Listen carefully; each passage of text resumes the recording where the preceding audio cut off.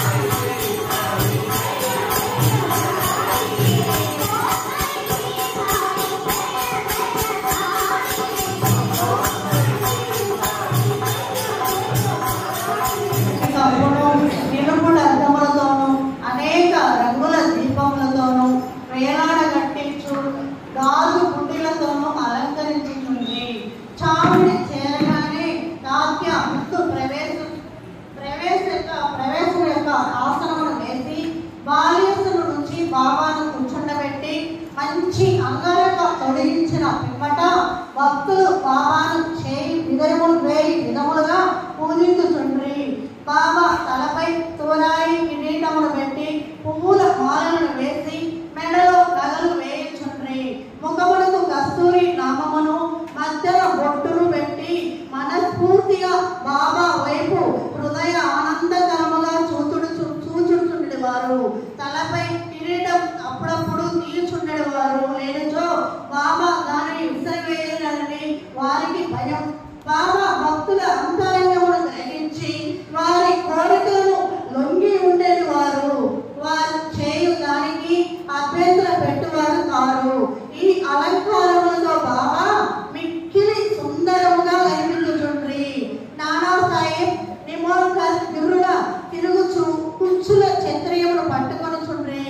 బాబు సాహెబ్ జోడుకున్న వెండి పళ్ళెంలో బాబా పాదములను కడిగి ఆద్య పాదములు అర్పించి చేతులకు గంధం పూసి తాంబూలము ఇచ్చుచుండెను. బాబా గద్దెపై కూర్చొని ఉండగా తాత్య మొదలగు భక్తులు వారి పాదములకు నమస్కరించుచుండ్రి. బాలియస్పై ఆనుకుని బాబా కూర్చొని ఉండగా భక్తులు ఇరువైపుల తామరములతోనూ ఇతర గదలతోనూ ఇసురుచుండ్రి. అప్పుడు బాబా శ్యామ చిలుమును తయారు చేసి తాత్యాకు ఇవ్వగా అతడు ఒక పీల్చి బాబాకు ఇచ్చుచుండెను. బాబా పీల్చిన పిమ్మట భక్త మహల్సాపతికి ఇచ్చుడు వారు తదుపరి ఇతరులకు లభించుచుండెను. జడమగు చిలుము ధన్యమైనది.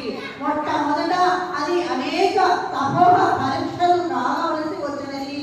కుమ్మరులు దానిని తొక్కుట, ఎండలో ఆరబెట్టుట, నిప్పులతో కాల్చుట వంటివి సహించి తుదకు అది బాబా వద్దకు అక్క స్పర్శకు నోచుకున్నది. ఈ ఉత్సవం పూర్తి అయిన పిమ్మట భక్తులు పూలదండలను బాబా మెడలో ఏసడివారు. వాసన చూచుటకు పూల గుర్తులను చేతికిచ్చేవారు. బాబా నిర్వహమంగా అభిమాన రాహిత్యంగా అవతారము చేత ఆ అలంకారము గాని మర్యాదలు గాని లెక్క పెట్టువారు కాదు. భక్తుల అనురాగము చే వారికి సంతృష్టి కొరకు వారి ఇష్టానుసారం చేయుటకు ఒప్పుకొనుచుండ్రి. ఆఖరికి బాహు సాహిబ్ సర్వ లాంఛనాలతో ఆరతించువారు. ఆరతి సమయాన బాజా బంద్రి మేళ తాళములతో స్వేచ్ఛగా వాయించేవారు. ఆరతి ముగిసిన పిమ్మట భక్తుల ఆశీర్వాదమును పొంది బాబాకి నమస్కరించి ఒకరు తరువాత ఒకరు తమ ఇళ్లకి పోవుచుండ్రి. చిలుము అత్తలు పన్నీరు సమర్పించిన పిమ్మట తాత్య ఇంటికి పోవుటకు లేవగా బాబా ప్రేమతో అతనితో ఇట్లనెను, నన్ను కాపాడుము, నీకు ఇష్టమున్నచో ఎల్లుము, కానీ రాత్రి ఒకసారి వచ్చి నా గురించి కనుగొనుచుండెను. అట్లనే చేయగలని తాత్య చావిడి విడిచి గృహమునకు పోవచుండెను. బాబా తన పరుపును తానే అమర్చుకునేవారు. 50-60 దుప్పట్లను ఒకదానిపై ఒకటి వేసి దానిపై నిద్రించువారు. మనము కూడా ఇప్పుడు విశ్రమించుదాము. ఈ అధ్యాయమును ముగించే ముందర భక్తులకు ఒక మనవి. ప్రతిరోజు రాత్రి నిద్రించుటకు ముందు సాయిబాబాని ఒక్కసారి చావిడి ఉత్సవమును ఎప్పికి తెచ్చుకునేవలెను. 37వ అధ్యాయం సంపూర్ణం. శ్రీ సద్గురు సాయినాథ్ మహారాజ్ కి జై. సాయి దర్బార్ మహారాజ్ కి జై. ఈరోజు సత్సంగం యొక్క ప్రాధాన్యత చెప్పుకుందాం. సత్సంగం, సత్ ప్లస్ సంగం. సత్ అంటే మంచి, సత్యం, సత్యంతో సంగమం. అంటే ఇక్కడ కూర్చున్నప్పుడు సత్యమే మాట్లాడాలా, సత్యమే వినాలా. ఇక్కడ కూర్చున్నప్పుడు మొహమాటాలు ఉండకూడదు, సత్యమే చెప్పాలి. అట్లయితే ఇక్కడ కూర్చోవాలి. నిష్పక్షపాతంగా ఎవరేమనుకున్నా పర్వాలేదు, సత్యాన్నే చెప్పాలి. అప్పుడే కూర్చోవాలి, లేదా కూర్చోకూడదు. అసలు సత్యంతో సంగమం, మంచితో సంగమం. కలయిక సంగమం అంటే. సత్యమే చెప్పాలా, సత్యమే వినాలా. సత్సంగం. ఆదిశంకరాచార్యులు గారు చెప్పారు, సత్సంగత్వే నిస్సంగత్వం, నిస్సంగత్వే నిర్మోహత్వం, నిర్మోహత్వే నిశ్చలతత్వం, నిశ్చలతత్వే జీవన్ముక్తి. కేవలం సత్సంగం చేతనే చివరేం చెప్పారు, జీవించి ఉండగానే ముక్తిని పొందుతారు. జీవన్ముక్తి అంటే బతికి ఉండగానే ముక్తి. మోక్షాలు చనిపోయిన తర్వాత పొందేటి కాదు, బ్రతికుండగానే పొందేటి ముక్తి మోక్షం అంటే. సత్సంగం చేత సత్సంగత్వే నిస్సంగత్వే. ఇది దీని మీద ఒక గంట చెప్పుకోవచ్చు. సత్సంగం సమయం లేదు. సత్సంగం వల్ల నిస్సంగత్వం వస్తుంది. అంటే సంఘంతో వేరవుతాం. అంటే లౌకిక వ్యవహారాల మీద మోజు తగ్గద్ది. సమాజంలో తిరగాలనిపించదు. ఎప్పుడైతే సత్యంతో మనం సంగమిస్తామో, సత్యాన్ని ఆచరిస్తామో, సత్యమే పలుకుతామో, సత్సంగత్వే నిస్సంగత్వం. సత్సంగం ఎప్పుడైతే వింటూ ఉంటామో ఆచరించాలా, విన్న తర్వాత కాదు, ఆచరణలోకి తీసుకుంటామో అప్పుడు నిస్సంగత్వం వస్తుంది. అంటే ఈ సంఘంతో ఏమనిపిస్తుంది అంటే, ఒక మాటలో చెప్పాలంటే ఇదంతా అబద్ధము, భగవంతుడు ఒక్కడే నిజం, ఇదంతా భ్రమ, ఇదంతా మాయ, ఇదంతా వృధా, ఈ లౌకిక బంధాలన్నీ అశాశ్వతాలు. సత్యం తెలుస్తుంది. అప్పుడు సంఘంతో కలయిక తగ్గించుకుంటా వస్తాం. అసలు సంఘం అంటేనే విరక్తి కలుగుతుంది. ఒక మాటలో చెప్పాలంటే ఈ లౌకిక వ్యవహారాల పట్ల. సత్సంగత్వే నిస్సంగత్వే, నిస్సంగత్వే నిర్మోహత్వం.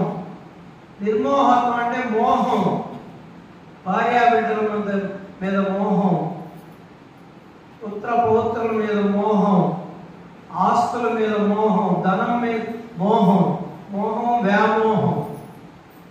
ఆ మోహం తగ్గిపోద్ది. నిర్మోహత్వం, మోహం లేకుండా పోద్ది. రాను రాను రాను. నిర్మోహత్వే నిశ్చలతత్వం. ఎప్పుడైతే మోహం పోద్దో, ఈ సంఘంతో సమాజంతో అనుబంధం తగ్గిపోద్దో, దూరం అవుతుందో, అప్పుడు నిశ్చలంగా ఉంటాడు వాడు. నిశ్చల తత్వం. నిశ్చలంగా ఉంటాడు. వాడికి బంగారు చూసినా మట్టి చూసినా ఒకటే భావం ఉంటుంది. బంగారు చూస్తే మోజు, మట్టి చూస్తే ఏమి ఉండదు. హాయిగా ఉంటాడు. దుఃఖం వచ్చినా హాయే, సుఖం వచ్చినా హాయే. రెండింటికి ఒకే స్పందన. అదే స్థితప్రజ్ఞత్వం. భగవద్గీతలో చెప్పింది. సన్మానమైన ఒకటే, అవమానమైన ఒకటే. నిశ్చలంగా, నిర్మలంగా, తొణకడు బెనకడు. పండొచ్చి పైన పడుతున్నా పడితే పడింది. 100 కేజీ బంగారు కనపడ్డా నిశ్చలంగా ఉంటాడు. నిశ్చల తత్వే జీవన్ముక్తి. ఎప్పుడైతే నిశ్చలత్వం వస్తుందో జీవించి ఉండగానే ముక్తిని పొందుతారు. అదే ముక్తి, మోక్షం. ముక్తి అంటే విడుదల. బంధాల్లో ఉన్న బంధాలను అంటకుండా ఉండడం. జీవించి ఉండగానే ముక్తి పొందడం. నీకు అంతకంటే ఏం కావాలా? అదే కదా ప్రతి ఒక్క భక్తుడు కోరుకునేది. సాధించాలా. ఒక గురువు సహాయంతో అది లభ్యమవుతుంది. గురువు అనుగ్రహాన్ని పొందేదానికి ఇవన్నీ సాధనాలు. ఇప్పుడు మనం చేసుకుంటే అన్ని సాధనాలు. చెప్పండి, మాల వేయకపోయినా రావచ్చు అని చెప్పండి. అందులో మాలేని వాళ్ళు కూడా వస్తున్నారు. అదే బాబా చెప్పించండి కరెక్ట్గా. మాల వేయకపోయినా మీ తోటి వారు, మీ ఫ్యామిలీ మెంబర్స్ ఉంటే తీసుకురండి. ఎట్లా కార్యక్రమం జరుగుతుంది, అదే భజన, అదే పారాయణ, అదే సత్సంగం. ఎక్కువ మంది ఉపయోగించుకుంటే బాబా ఇచ్చిన అవకాశాన్ని మనందరికి కూడా సంతోషం. మీ ఫ్యామిలీ మెంబర్స్ మాల లేకపోయినా తీసుకురండి. ఎక్కువ మంది ఉపయోగించుకుంటే బాబా కూడా సంతోషిస్తాడు. నా బిడ్డలు వచ్చారని చెప్పండి. మీ తోటి వారికి కూడా ఒక మంచి విషయం జరిగితే మన ఇంట్లో అదిగో మా అబ్బాయికి ఉద్యోగం వచ్చింది, ప్యాకేజ్ సంవత్సరానికి 12 లక్షలు అండి, ఎంతమంది చెప్తామా? మా అబ్బాయికి జాబ్ వచ్చింది, 12 లక్షల ప్యాకేజీ, 12 లక్షల ప్యాకేజీ జాబ్ వచ్చింది. ఆ గోడ కాడిపోయి ఈ గోడ కాడిపోయి పక్కింట్లో ఎదురింట్లో కనిపించిన వాళ్ళందరూ చెప్తాం. మరి ఇది ఒక మంచి విషయం కదా, 10 మందికి ఉపయోగపడేది కదా, పంచండి. నా ఒక్కడి వల్ల ఎంత అవుద్ది? మీరందరూ సాయి సైనికుల్లాగా నిలబడాలా, సహకరించాలా మాకు. మీరంతా సహకరించడం అంటే మీకు మీరు లాభం పొందటమే. అది ఒక 10 మందికి చెప్తే మీ ద్వారా 4 వచ్చారనుకోండి, ఆ 4 చేసే దాంట్లో 10 పైసలు వాటా మీకు వస్తుంది. అందుకే కదా నేను అక్కడ కూర్చోండి, 10 పైసలు వస్తుందని మీ అందరూ దాంట్లో ఆశిస్తున్నాను. దురాశ ఆశ మీకు తెలియాలి. మీకు 90 పైసలు వచ్చినా 10 పైసలు నాకు వస్తున్నాయి. ఎంతమందిలో 10 పైసలు వస్తుంది, నాకు ఎంత వస్తుంది? అది కదా నా ఆలోచన. మీరు కూడా ఆలోచన చేస్తే కదా, మీ ద్వారా 4 వస్తే 4 90 పోతే 4 పోతే 40 మీకు వస్తుంది. సత్సంగం గురించి చెప్పాలంటే 10వ అధ్యాయంలో బ్రహ్మాండంగా రాస్తున్నారు సత్సంగం గురించి.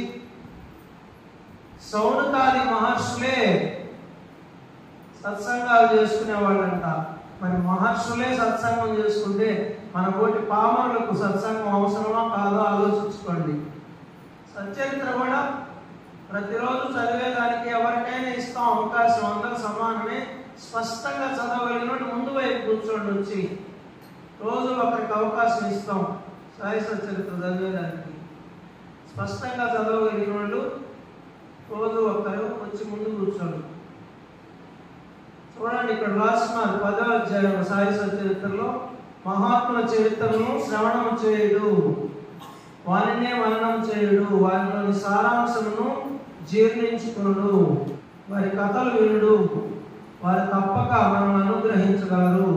ఇది ముక్కిలి సులభోపాయము అయినచో మరి మీరు దీనిని ఎందుకు అవలంబించుకున్నారు? ఎందుకు మీరు ఇది ఆచరించడం లేదని అడుగుతున్నారు సచ్చరిత్రలో. మహాత్ముల చరిత్రలు వినడం అనేది అదృష్టం.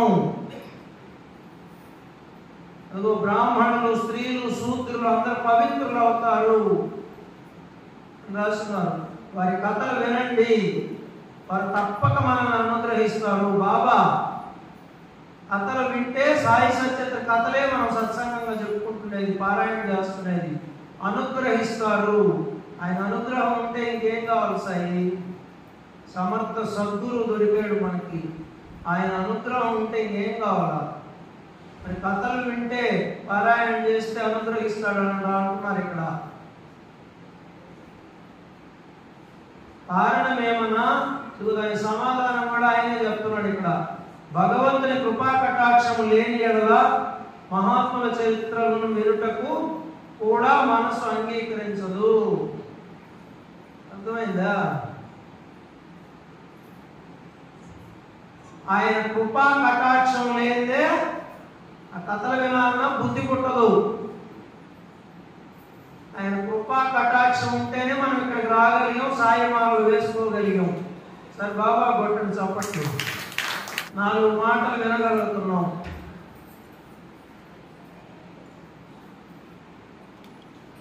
చూడండి ఎంత మంచి మాట. మహాత్ముల కథలు వినుట అనగా వారి సాంగత్యం చేయుటే. అర్థమైందా?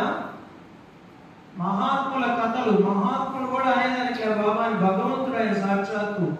మరి ఏ మహాత్ముడి కథ విన్నా కూడా మహాత్ముల చరిత్రలు చాలా ఉన్నాయి. కరతాయ మాస్టర్ గారు రాస్తున్నారు ఎన్నో గ్రంథాలు.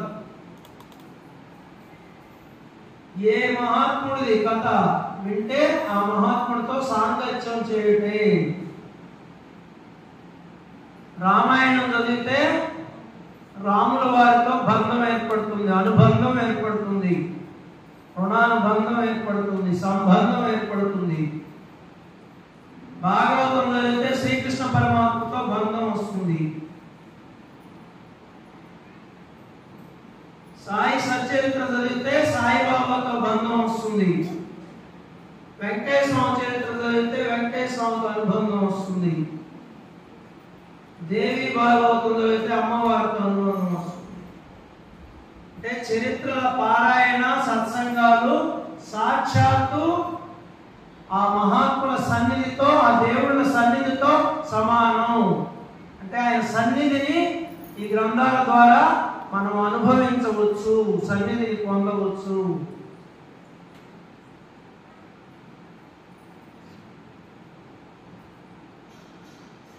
ఏమొస్తుంది దీనివల్ల రాస్తున్నారు? అది మన అహంకారమును దేహాభిమానమును నశింపజేయును.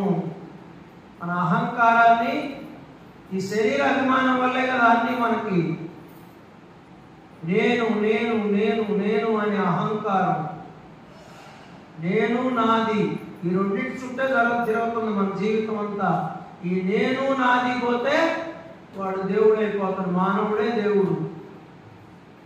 నాది నాది అంటావు, ఏది నీది కాదురా, నాది కాదంటావు, అంతా నీదనురా, అంతా నీదనురా.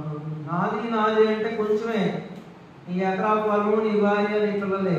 నాది కాదంటే ఈ జగత్తంతా మన కుటుంబమే, ఈ విశ్వం అంతా మన కుటుంబమే. నాది కాదంటే. తర్వాత ఇంకో మంచి మాట ఉన్నది,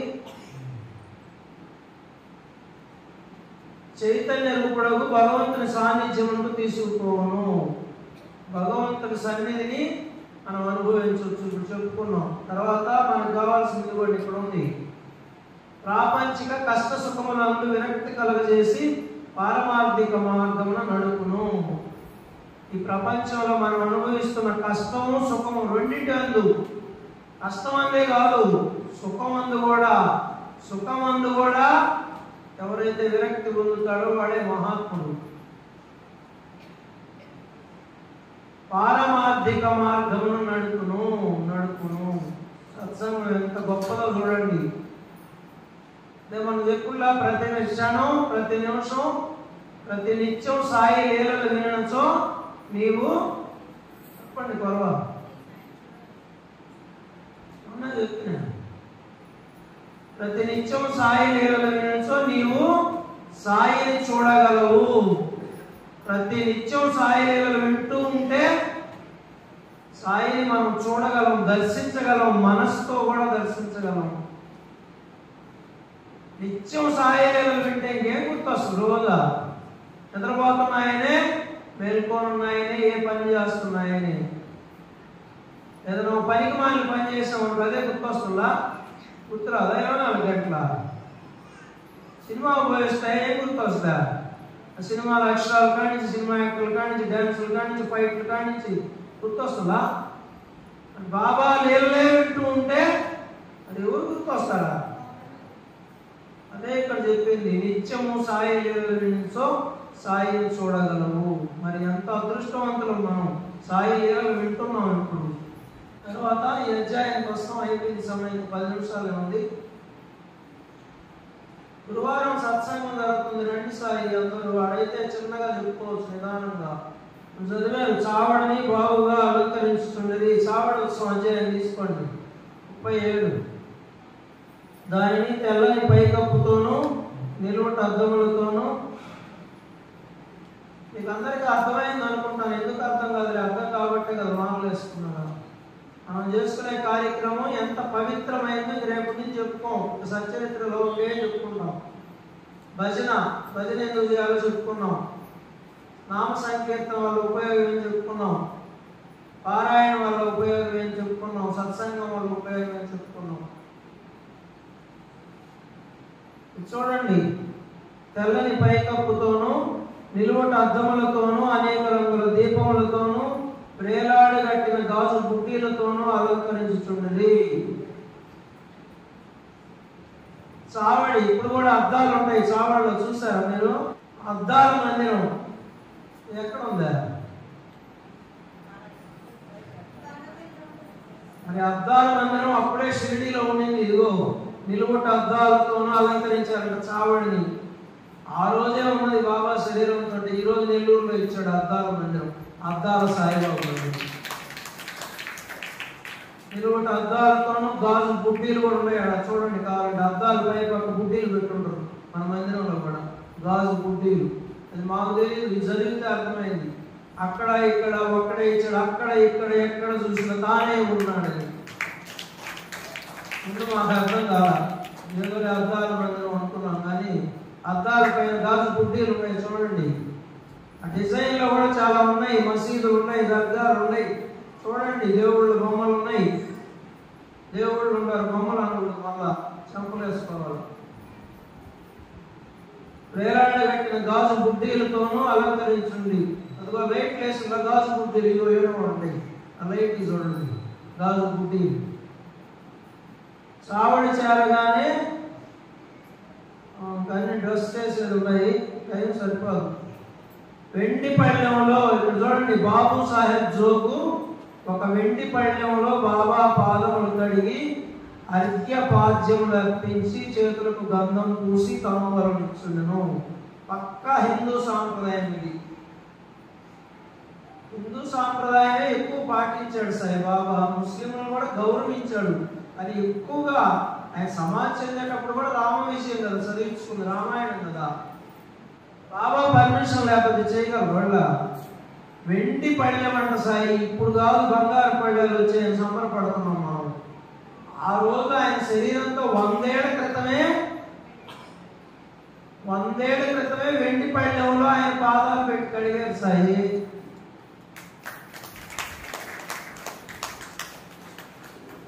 గంధం పూసారంట, బొట్లు పెట్టారంట, ఆర్క్య పాద్యములు అంటే అన్ని చేశారు. కడ్డీలు తిప్పారు, హారతి ఇచ్చారు. పాదతీర్థం తాగేవాళ్ళంట, జబ్బులు పోయేటి అంట. శ్యామ చిలుమును తయారు చేసి తాత్యాకి ఇవ్వగా అతడు పీల్చి బాబాకి ఇచ్చుండెను. బాబా పిలిచిన పిమ్మట భక్త మాంసాకి ఇచ్చాడు వారు. జడమగు చిలుము ధన్యమైనది. వినాలి శ్రద్ధగా. మీరు అయిపోయింది, ఒక్క వాక్యం చెప్పి పూర్తి చేస్తాను. జడమగు చిలుము, జడం అది, దానికి జీవం లేదు. ఓ పండురాయితో సమానం చిలుము అంటే. జడమగు చిలుము ధన్యమైనది. మొట్టమొదట అది అనేక తప పరీక్షలకు కాగవలసి వచ్చింది. కుమ్మరులు దానిని తొక్కుట, ఎండలో ఆరబెట్టుట, నిప్పులో కాల్చుట వంటివి సహించి తుదకు అది బాబా ముద్దుకు హస్తస్పర్శకు నోచుకున్నది. చిలుము అంటే ఇంచుమించు పొగాకు సమానం. పొగాకు అనుకోండి మన భాషలో చెప్పాలంటే. నేను మట్టి చిలుమునైన కాకపోతిని, నీ పెదవులను తాకి పరవశించేటందుకు. నేను మట్టి చిలుమునైన కాకపోతిని, శ్యామాను కాను పాయలను దాచా, బెంగళేను కాను నీకు చెక్క బల్ల ఇచ్చేటందుకు. ఆ పాట అద్భుతంగా ఉంటది. అందరు భక్తులు సేవలు చేసేది. నానాను కాను నీ ప్రచారము చేయా, నేను మట్టి చిలుమునైన కాకపోతిని, నీ పెదవులను తాకి పరవశించేటందుకు. ఆ చిలుము బాబా పెదవుల స్పర్శను అందుకుంది సాయి. అదిగో రాస్తారు ఇక్కడ, జడమగు చిలుము ధన్యమైనది, ధన్యమైపోయినది. ఆ చిలుము ఒక పుష్పం బాబా పాదాల చెంతకు వస్తే ఆ పుష్పం కూడా ధన్యమైపోయింది. మనం కూడా పుష్పాలమే బాబా పాదాల చెంత కూర్చోన్నాం ఈరోజు భాగ్యవంతులు. ఆ చిలుము ధన్యమైపోయిందంట. ఊరికే వచ్చింది. దానికి 5 దినాలు, మీరు 2 నిమిషాలు ఊరికే ధన్యమైంది అది. దాన్ని ఏం చేశారు ఆ కుమ్మరోళ్ళు? రాష్ట్రాలు చూడండి, ఎన్నో పరీక్షలకి తట్టుకుందంట అది. కుమ్మరుల కాళ్ళతో తొక్కారంట, చేతులతో తొక్కేది, కాళ్ళతో కాళ్ళేసి తొక్కారు. తర్వాత ఎండలో ఆరబెట్టారు, ఎండకి తట్టుకుంది. నిప్పుల్లో కాల్చారంట. నిప్పుల్లో బంగారాన్ని కూడా ఊరికే చూడండి, రేపు బంగారు రేపు చూస్తే మట్టి లాగుంటుంది. దాన్ని కాల్స్తే వన్నీ వస్తుంది. దాన్ని ఊరికే వస్తా. గురువు పెదవులు స్పర్శ అనుభవించాలంటే ఇవన్నీ పడాలా. ఊరికే రాదు ఏది, ఊరికే దొరకదు, కుదరదు అసలు ఈ పరిస్థితుల్లో. నిప్పుల్లో కాల్చారు దాన్ని, ఆ బాధ అనుభవించింది. కాళ్ళతో తొక్కించుకుంది, ఎండకు భరించింది, ఇవన్నీ భరించింది కాబట్టి తుదకు ఇవన్నీ సహించిందంటారు. వంటివి సహించింది, ఆ బాధను అనుభవించింది. అప్పుడు అది బాబా ముద్దుకి హస్త స్పర్శకు చేత్తో తీసుకొని నోట్లో వేసుకున్నాడు. ఆయన పెదవులు తాకుతా పోయింది లోపలికి, ఆయన గొంతులోకి, ఆయన కడుపులోకి. ధన్యమైపోయిందన్నమాట. ధన్యము ధన్యము సాయి భక్తులు, సాయిని మదిలో నిలిపిన భక్తులు. సర్వము సాయి సాయి అనుకునే సాయి భక్తుల బ్రతుకే ధన్యం, సాయి దాసుల బ్రతుకే ధన్యం. ఆ చిలువులాగా మనం కూడా ధన్యం కావాలా. ఒక కష్టం పెట్టాడని ఈ ఫోటో తీసి ఇంకో ఫోటో మార్చేసేది, ఇప్పుడు చూసి ఇంకో గుడి పరిగెత్తేది. కష్టాలను సహించాలా. కాల్చేది మన కోసమే. కాలిస్తే కదా వన్ వస్తుందా? గురువు ఆయన కాల్చకపోతే ఎట్టొస్తుందా? కష్టం పెడితే కదా రాటు తేలుతారా? ఒక కష్టం వస్తే కదా అందులో ఉండే పరిమాణాలు గుణాలు పోతాయా? మనల్ని పరిశుద్ధం చేయాలంటే, శుభ్రపరచాలంటే స్తవన మందిరంలో ఉండేది. మలిన వస్త్రాలే వస్తాయి నా దగ్గరికి. గంగా నది, గోదావరి నది. గోదావరి నదిలో ఉతికేదానికి ఉతికిన గుడలు ఎత్తుకోపోతారా? మాసిపోయిన గుడలు ఎత్తుకోపోతారా? ఉతికేదానికా? అదే అని చెప్పేది. మాసిపోయిన గుడ్డలన్నీ వస్తే ఉతికి శుభ్రం చేస్తానని చెప్పాడు ఆయన. అదే నిన్న నేను చెప్పింది. పాపాత్మలే రావాలి ఆయన దగ్గరికి, ఉతికి శుభ్రం చేసి పుణ్యాత్మలు చేస్తాడని. పతిత పావనం గురు మహిమ. నేను మట్టి చిలువునైనా కాకపోతిని, నీ పెదవులను తాకి పరవశించేటందుకు. అందరం పాడుకోవాలది. ఇంతకుముందు ఎప్పుడైనా పాడుకునేవాళ్ళం భజనలో పాట. నేను మట్టి చిలుమునైనా కాకపోతిని. తర్వాత చావడోత్సవం అయిపోయింది. సర్వలాంఛనాలతో ఆంధ్రాను హారతించారంట. అత్తరు పన్నీరు కూడా సమర్పించారు. బాబాకి అత్తరు పూస్తాం మన మందిరంలో కూడా. షిరిడీలో కూడా అత్తరు పూస్తారు బాబాకి. సర్వ ఉపచారాలు చేస్తారు ఆయనకి. తాల్చా అంతా దుప్పట్లు వేసి మనం వెళ్ళాడంట. ఆయన చూడు అమాయకులాగా నన్ను గమనిస్తున్న తాల్చా అన్నాడంట ఆయన. అదే కదా రుగుడు చేస్తున్నట్ట. మళ్ళా ఒకసారి చూడమన్నాడు. నేను ఒప్పుకోదు, టైం లేదమ్మా, మనం ఒప్పుకో, ఇస్తా టైం ఒక అరగంట ఇస్తా, నువ్వు వాడు చెప్పంటాడు, చెప్తా. అమాయకుల్లాగా రుగుడు చెప్పుల్లా ఏం పాటదే. రామయ్య తండ్రి, ఓ రామయ్య తండ్రి, మా నోములన్నీ పండినాయి రామయ్య తండ్రి, మా స్వామి వంటి నీవే రామయ్య తండ్రి. అందరినీ దరి చేర్చే, అందరినీ దరి చేర్చే, అందరినీ దరి చేర్చు మహారాజువే, మమ్మల్ని దరి చేర్చు. అడుగుతున్నావే నువ్వు దాటలేక కాదులే రామయ్య తండ్రి, మమ్ము దరి చేర్చగా వచ్చావు రామయ్య తండ్రి. హైలెస్స హైలో హైలెస్స, హైలెస్స హైలో హైలెస్స. అందరినీ దరి చేర్చే సాయిబాబా ఒకసారి వచ్చి చూసిపోయానన్నాడు. తాల్చాయి అమాయకుడు చూడు. అందరినీ దరి చేస్తున్నాడు మనందరినీ. ఆయన ఒకసారి నన్ను గమనించుకోన్నాడు రాత్రిపూట వచ్చి. అందరినీ దరి చేర్చు మహారాజువే అని చెప్పండి సార్. నాకు తృప్తి కాలేదు ఇంకా. అది కదా ఇప్పుడు వచ్చింది. అంత తేలిక నేను ఒప్పుకోండి.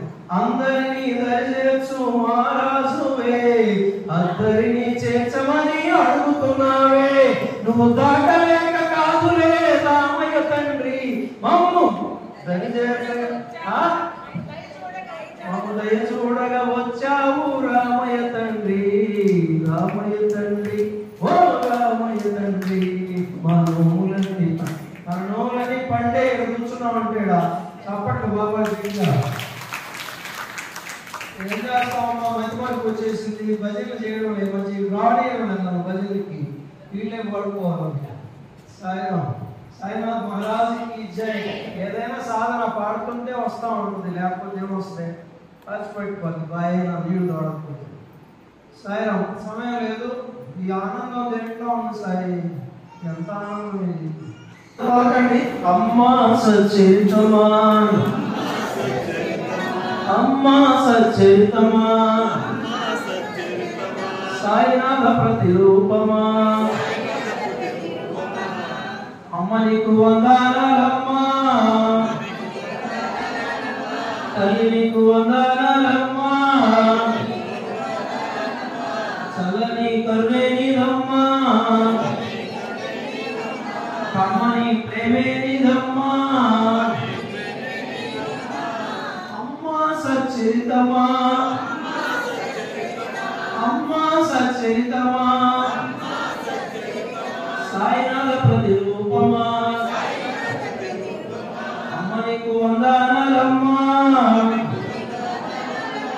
తల్లి నీకు వందనాలమ్మా,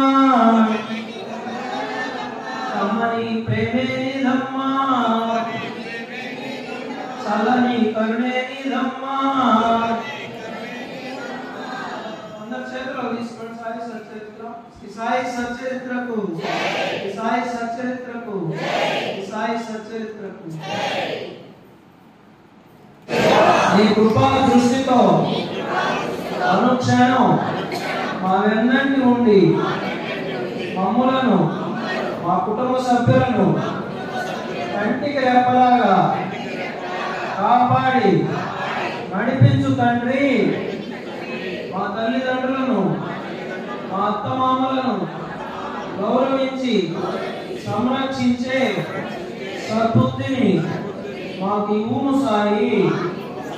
మాలో ఉన్న ఈర్ష్య, ద్వేషం, అసూయ, అహంకారం, కామ క్రోధ, లోభ మోహ, మత మాత్సర్యాలను సమూలంగా తీసివేయి సాయి. బాబా, బాబా నీ చేతిలో పరికరములుగా లోక కళ్యాణానికి మమ్ములను ఉపయోగించుకో సాయి. ధర్మాన్ని ఆచరించే శక్తిని, సద్గుణాలను, ఇంద్రియ నిగ్రహాన్ని మాకు అనుగ్రహించుము సాయి. మాకు, మా కుటుంబానికి, ఈ విశ్వానికి అంతటికి నిరంతరం శాంతిని ప్రసాదించు దేవా. అఖిలాండ కోటి బ్రహ్మాండ నాయక, రాజాది రాజా, యోగి రాజా, పరబ్రహ్మ, సచ్చిదానంద, సమర్థ సద్గురు సాయినాథ్ మహారాజా శరణం శరణం శరణం. అందరూ రెండు చేతులు ఎత్తండి సాయి. సాయినాథ పాహిమాం పాహిమాం, రక్షమాం రక్షమాం రక్షమాం రక్షమాం. నలుగురు ఈరోజు వాళ్ళ కుటుంబాలు, అందుకని మనకి అవకాశం కలిగింది. కాబట్టి అందరూ వాళ్ళ కోసం ప్రార్థన చేద్దాం. ఈరోజు ఉభయకర్తలైన బండికట్ల సరస్వతి, బ్రహ్మయ్య, ఇంటూరు చరణమ్మ, వెంకయ్య గారు, వారికి, వారి కుటుంబ సభ్యులకు సాయినాథులు ఆరోగ్య, ఆధ్యాత్మిక ఐశ్వర్యాలు ప్రసాదించి కంటికి రెప్పలాగా కాపాడి నడిపిస్తూ వారి సమస్యలు, కోరికలు తీర్చి వారికి నిరంతరం శాంతిని అనుగ్రహించాలని అందరం బాబాని హృదయపూర్వకంగా ప్రార్థిస్తాం. సాయి బగీచా చూపించి, లెండి తోటగా ఎదిగించి, చక్కగా మొక్కలు పెంచేను, పువ్వును ప్రాణిగా చూసేను, క్రిమి కీటాదుల భాషించి, ఆత్మతత్వమును బోధించి, సాయి చేసెను ఉపదేశం, చాటి చెప్పెను మన కోసం సహచర జీవన సంపర్కం శ్రవణానంద సాన్నిధ్యం కనులకు అందెను నీ తేజం నిత్య దర్శనం ఒక భాగ్యం వరములు నొసగే వరదుడవు ఆర్తిని తెలిసిన ఆద్యుడవు